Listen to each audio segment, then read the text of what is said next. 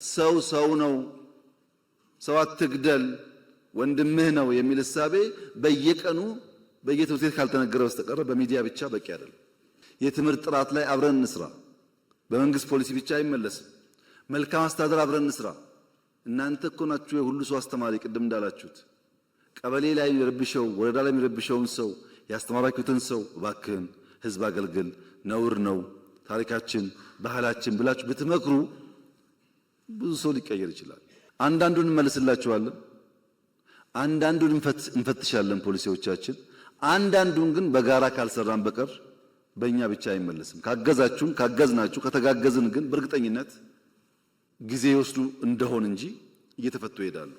በእናንተ እድሜ በአባቶቻችሁም እድሜ የኢትዮጵያ መንግስታት አንዳቸውም ቢሆኑ ጉዳያችንን በውይይት እንፍታ ብለው የውይይት አውድ ፈጥረው አያውቁም።